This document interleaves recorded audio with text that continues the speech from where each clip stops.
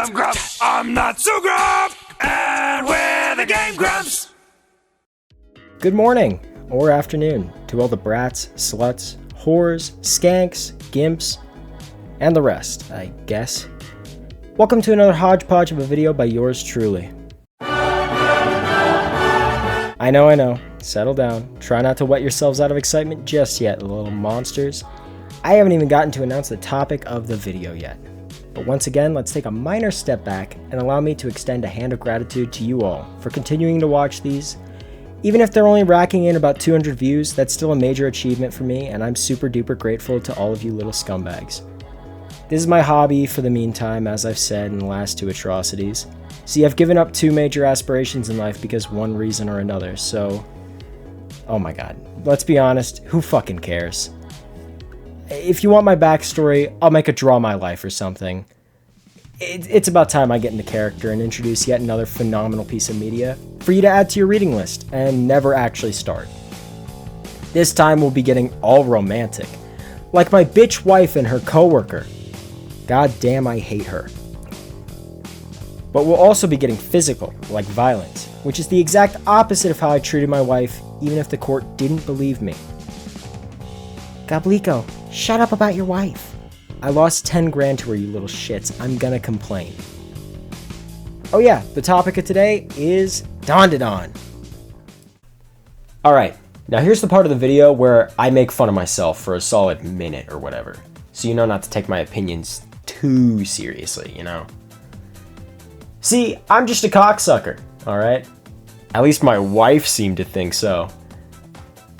If you're anything like her, you won't go prancing about your middle school halls talking about things I've said as fact. Not a single thing I say can and should be taken seriously for the grand majority of anything ever. I'm a baboon of a man, with little forethought into my words as I spew them on the page. I mean, Christ's sake, I wanted to get a job at the airport, but do you know how hard it is to explain to your parents that it'll never happen because you put out a video where you made up an uncle and said you're pro-terrorist? Yeah, me neither. You're lucky I'm inspired to even make this shit right now, because a brand new Fortnite season dropped, and I very well could have chosen to do that with my time instead. But I'm a backwater bastard who just can't help himself when funny moments are available and at my disposal. Now, back to the video at hand. I can hype up violence to the ends of the earth, buddy. But with this video, I'm a little bit more concerned because there's a lot of romantic undertones in this story I want to cover. But I've been on 2 dates in the entirety of my life ever, alright? And I'm no numbers expert, but 2 is pretty fucking low. I'm a jackass who's scared of women, and you're gonna listen to me ramble on for the next 15 minutes. So buckle up, you Philistines.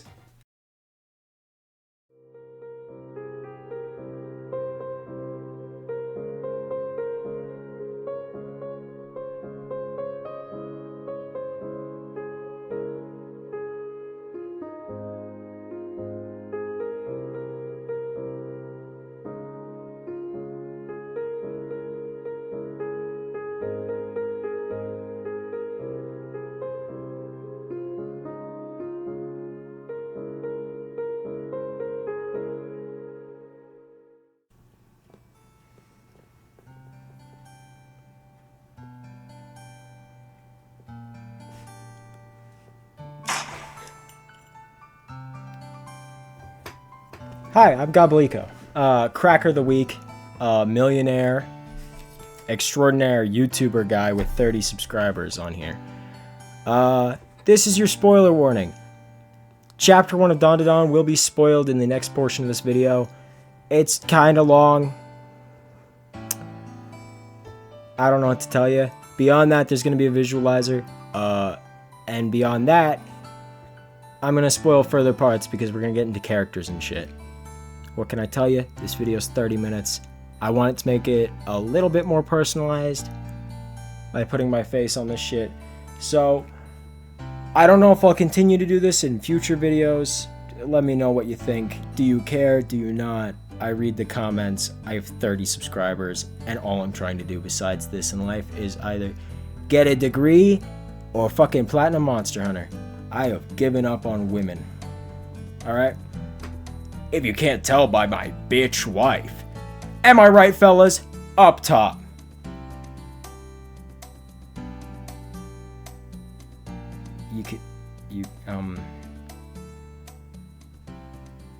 That's okay. You don't have to high-five me. The story opens with a young girl having an argument with her gruff, big buff, bad boy, buzz cut boyfriend over how she's broke, just like most of you, and doesn't put out. I won't make sexual comments about my fan base, as you're probably mostly children.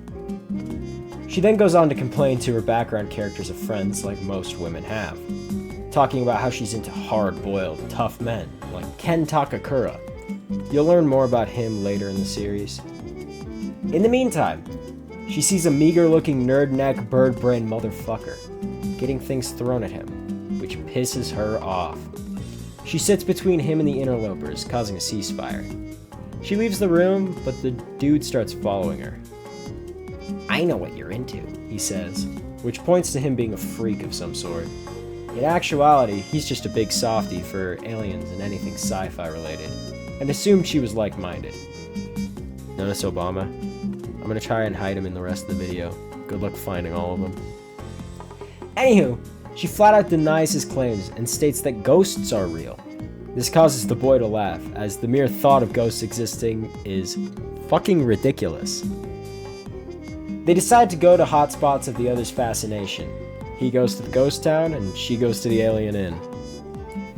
"I'll let you suckle my teats if you let me gobble your schlong," is the dialogue the boy is faced with, along with a raggedy old hag of a woman staring him down. This is chapter 1, by the way. Not even 15 pages in. I'd like to point out nearly every chapter is this fucking wild with everything in it. Cutting back to the girl, she's faced with some uncanny valley-looking rascals in a dark hallway. They begin chasing after her and tearing off her clothes. I'm uncomfortable writing about this, and I'm sure future Goblicos won't like reading or editing it. But fuck those guys, I'll write about it anyways.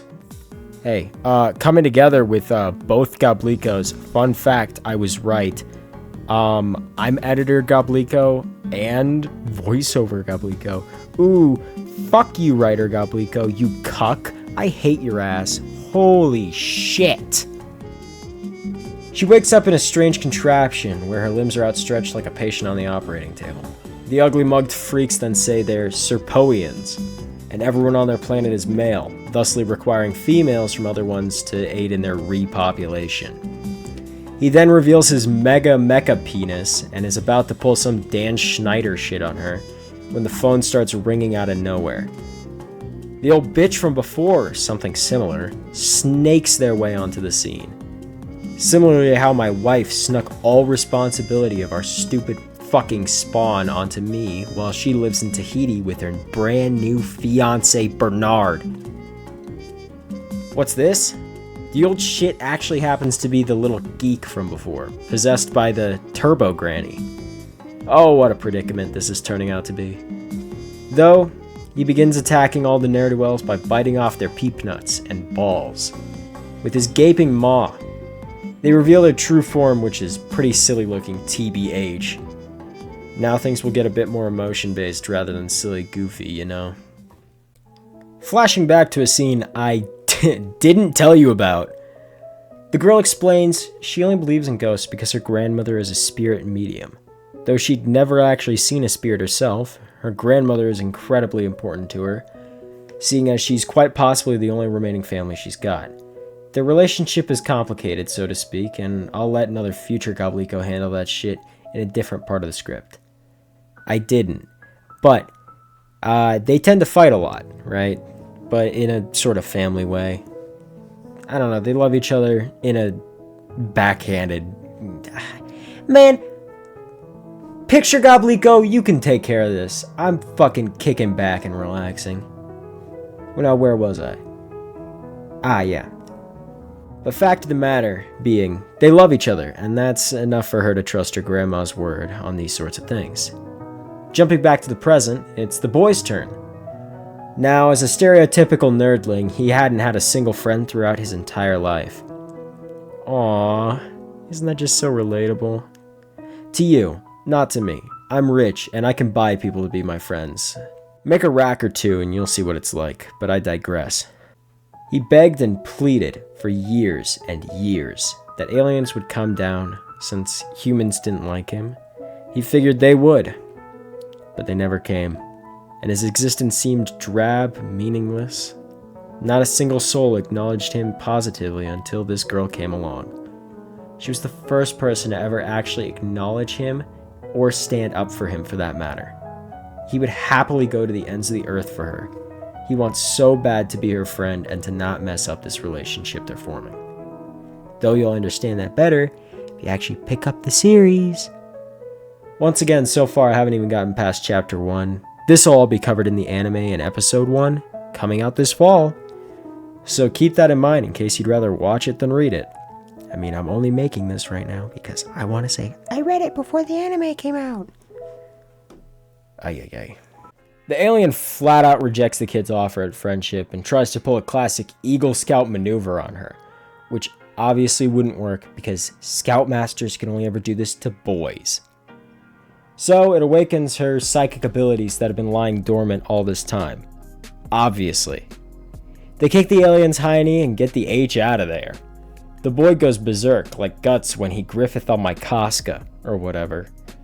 She learns that so long as she's staring at the boy, she can keep him from running amok with grandma mode activated. They have some chats about things and stuff, you know, kids these days. Fucking woke ass. And he gives her his clothes because remember, she is practically naked at this point and he is embarrassed.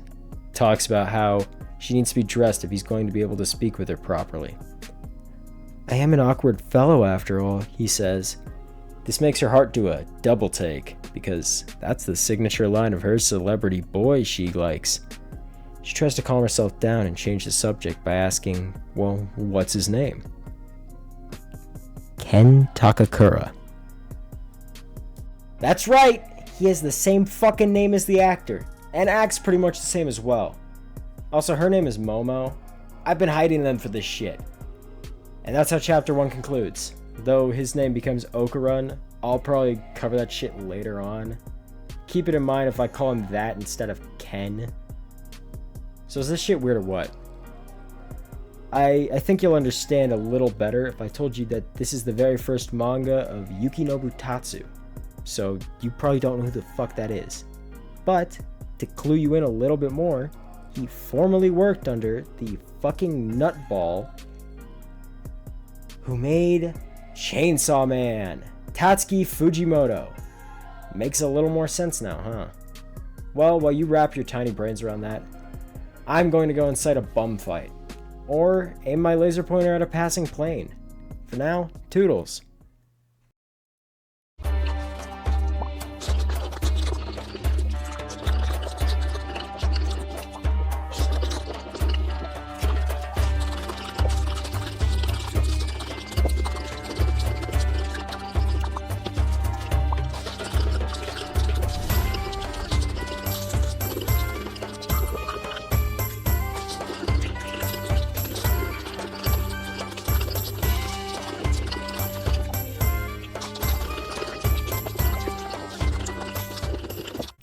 Okay, I'm going to be talking about the art now. Lock in. Look at the screen and get your hand off your cock. For the love of God. You're going to want to see what I'm showing you here.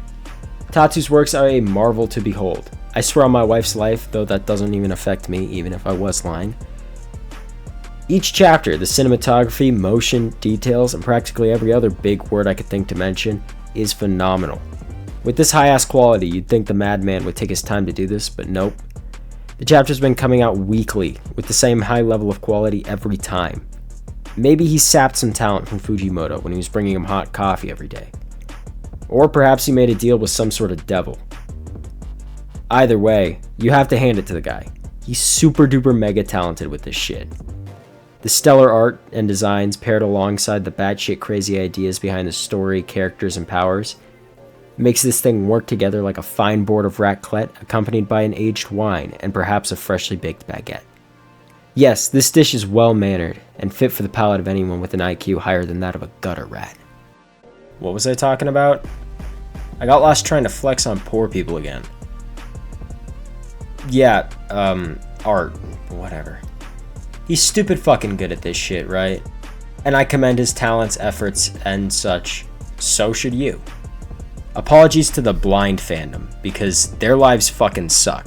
They can't read this shit, so you might as well do it in their stead to flex on them. Talking about art is proving to be a tad more difficult than I'd anticipated, since I tend to look at life in a bit more of a one-dimensional thing. I mean, pretentious fucks love to find the hidden meaning in anything and everything, only valuing shit if it's got some overlying grandiose message for them to behold. Flaunt about like they're a fucking superhero with it. Like, does your life have to be so miserable that you need a 4-hour movie about a dude jerking off in his tub to figure out being touched by a naked man in the YMCA changing room might have traumatized you growing up? Sorry, that tangent's a bit of a blur in my eyes, but moral of whatever I was saying, have fun in life. My favorite movie is Rango. Fuck you. I don't want to talk about art anymore. We're moving on. Now we've got a delicious waffle cone. I love waffle cones. And what the heck? Bro, we're adding sprinkles and oh my, that looks insane. That also looks very unhealthy. Adding M&Ms? What? Now we're adding chocolate as a base to cover it? This is a witch's hat. Bro, this looks delicious. On its own. Oh, it goes on a cupcake! What? Bro.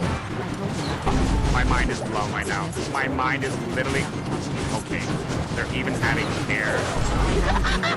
What? Okay, I'm loving this. It's probably safe to say that Dandadan has a more diverse cast than any series you've come across. I mean, take a look at these select few here.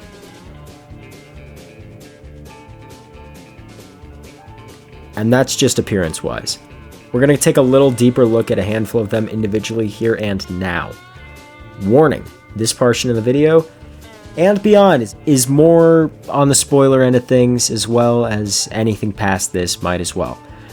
Keep that in mind and don't go whining in the comments. I've already got 2 brats forced into my care, and I don't need any more of you complaining about, "Daddy, you forgot to pick me up from school." "Daddy, I cut my arm on a rusty nail and it hurts." I've got enough on my plate trying to beat Fatalis. Leave me be, you impolite little shrews. Can't you see I'm busy here? Back to the topic at hand. Jeez Louise, Goblico, get your head on straight. The characters we'll be discussing, once again, not so in depth, but rather I'm going to loosey-goosey discuss the characters that have been important to the plot up to this point, or are just things I think you would enjoy hearing about. Let's begin. First off, the thing that causes me the most problems in my life. Women. Momo Ayase, known as Miss Ayase by the main guy, is your stereotypical run-of-the-mill teenage girl. She's got a celebrity crush, a normal one, anger management issues, and she's rather catty at times. She's got a nice little relationship going with her grandma, Okarun, and some others I'll talk about later on down the line. Her life has always been centered around the occult, and she's got magic hands to grab at people's souls. I don't have much to say about her because after my wife left me, I realized I like men meow. Okarun, Occult-kun, Nerd-ass, or Ken Takakura, is the other main character in our focus with the cooler powers and nerdier personality. He's had no prior friends, family, or whatever. At least that's what it says in my notes here. He holds Ayase in high regards for becoming his first ever friend and helping him along the way through their wacky hijinks. He's got an edgy-ass transformation when the Turbo Granny stole his cock and balls. Once he got his little beast back, he can control the Turbo Granny transformation, allowing him to run at 100 kilometers per hour consistently, with no deviation. He's pretty badass from where I stand, but then again, don't value my opinion that much. I've spent well over $3,000 on Overwatch. See for yourself if he's badass firsthand. Scream if you love Satan.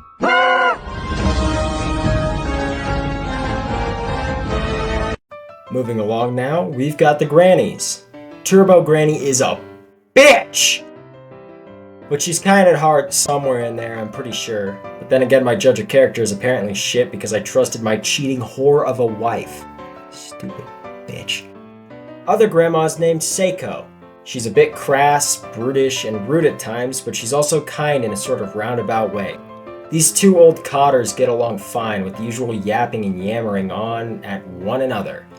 Seiko's abilities are far too fucking varied for my ass to cover properly, so you can read up on them in your own time. That is, if you can read, you miserable whelps. You probably thought Roe vs. Wade was a boxing match. Morons. Just die! Yay, Luigi? What the fuck? Dinner. Spaghetti!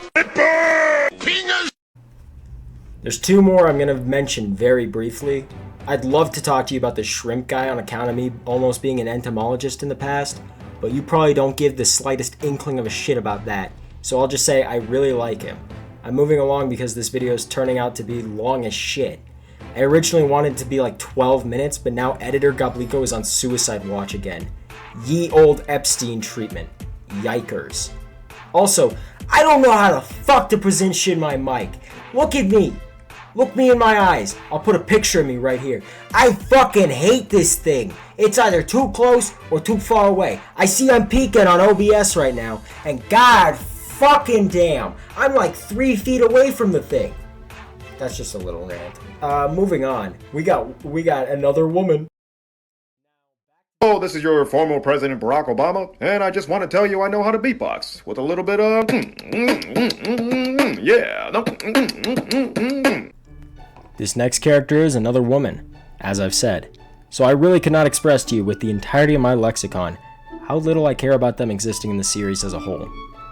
She's also really catty and a little bit of a bitch. Shiratori Aira is the second person who we meet possessed by a spirit and the second love interest for Okuran, though it's pretty damn clear to me and anyone who's smarter than a mollusk that he is falling for the other chick. Anywho, the ghost she's got is a weird-ass mommy mother ghost. She's now spry, acrobatic, and can control her hair. Not the coolest transformation, but she does turn freakishly tall, which I certainly wouldn't mind. 5'10" is average. Fuck you. You probably think that you are better now. You only say that cause I'm not around. You know I never. This last guy is my favorite, because he's just a silly little goober who's not allowed to shower and loves the sports balls. Hell yeah. Gigi and Joji is a charismatic little fucker who Okuran had conflicted feelings about on account of girly girl love interest having feelings for the guy in the past. If I remember correctly, that is. I'm not double checking. Eat my whole butt. Anywho, he's got a badass Captain Underpants demon boy residing in him. It's just like the strongest curse ever at all, but it somehow makes him even dumber, which is astounding considering how fucking moronic he was beforehand. But I guess he's just like my audience now, so good on you for making a new friend. Proud of you. The Evil Eye allows him to create what I believe to be fully or quite nearly indestructible objects in any form he wants. He's not so creative as to make a gun like some folks, but rather plays to his attributes, like soccer, and limiting the opponent's mobility in order to kick their ass in close quarters. That's awesome in any regards, even if he is a blabbering oaf at the end of the day.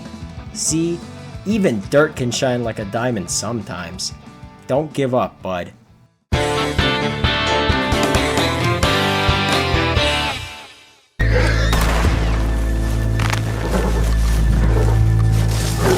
¡Ay, mierda!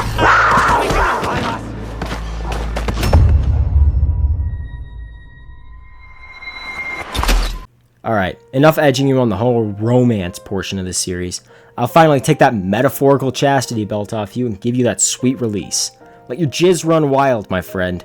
Metaphorically, of course. Please don't jack off to these. Ever since the very first opening panel of this series, it's made love an integrated thing, unlike my prior marriage. And it continues to remind you of that. More often than not, outside of serious situations or satirical bits, the two main fellers are thinking of each other. For Okuran, she's not only his first real friend, but also savior/partner in all of this outrageous malarkey they go through. He constantly doubts himself and their friendship, where it's at and the likes, due to the fact that he's never really experienced things like this, and so he doesn't expect any of it to last.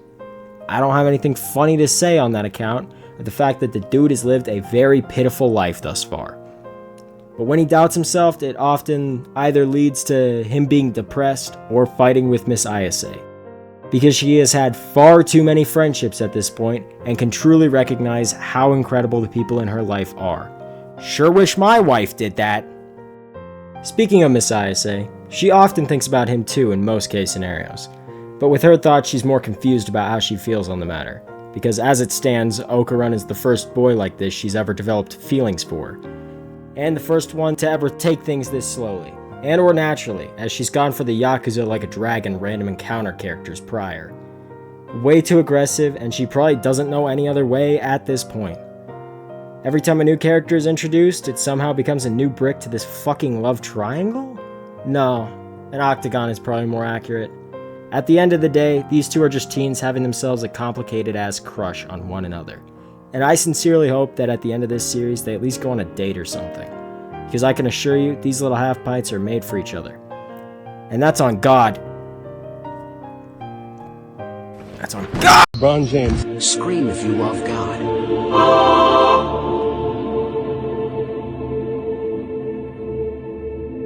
I want you. The viewer at home, to think back with that little ball of meat behind your eyes. What is the weirdest, most bizarre, fucking buck wild power system I know? Now if you're 10, you probably said something fucking stupid like Naruto. Or if you're gay, you might have said JoJo's Bizarre Hoo-Ha.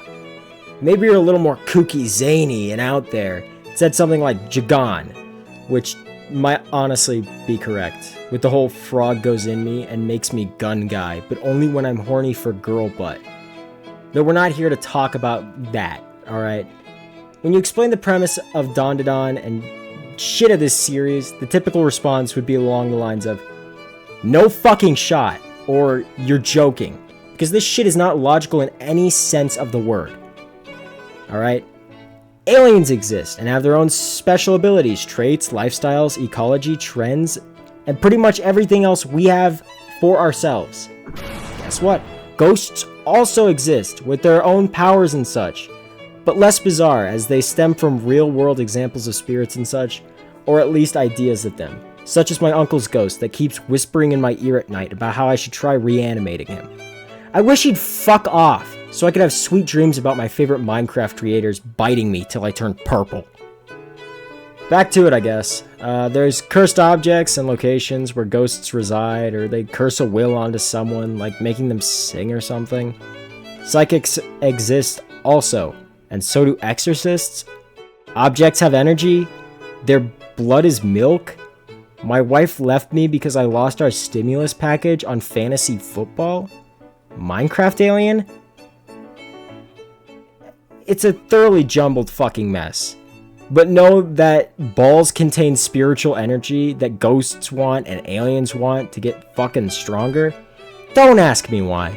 I'd rather switch to social experimenting on the homeless than try and find a reason the grandma wants teenage boy penis. You can search for that shit yourself if you actually do pick this up. Till then, we're moving on, bucko. I bet you 20 bucks you can't catch this ball. This video is a fucking nightmare. Let's summarize this real quick.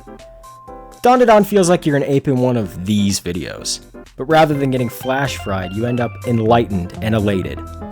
It's an extremely bizarre experience with tremendous choreography, art, story, world building, following the tale of two teenagers from opposite ends of the spectrum, ADHD and autism, slowly falling in love while dealing with otherworldly threats and attempting to retrieve the main guy's fucking nuts back from spirits, cops, and teenagers. Boy, am I jealous!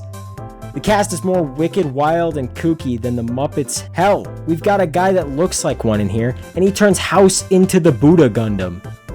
Trying to make sense of this world is about as difficult as it is arguing with an anime power scaler and not pointing out that they're biased towards the series they've got a tattoo of. This story continues to amaze with every new chapter, and if you're looking for a new series or just learn how to read, this one will seriously confuse the fuck out of you. Give it a go, and for an extra challenge, take mushrooms beforehand.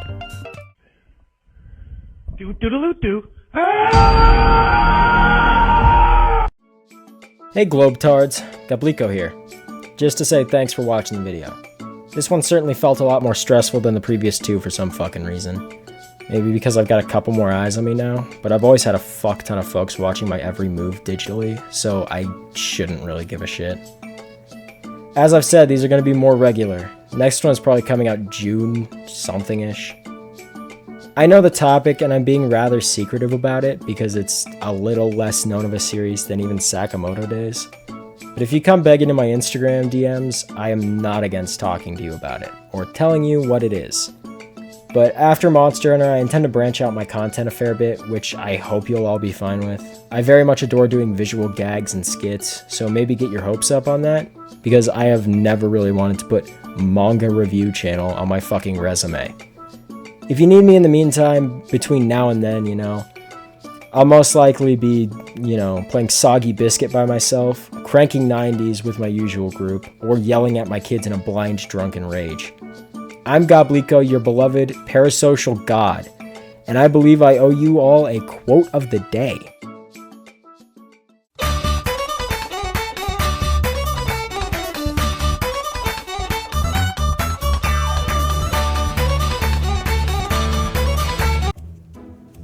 Tomorrow, as a concept, has nothing wrong with it.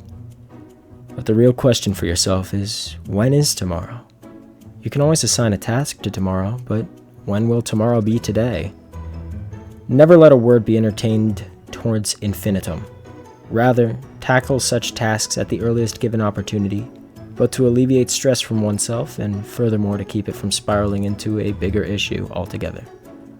You are the deadline for your own actions.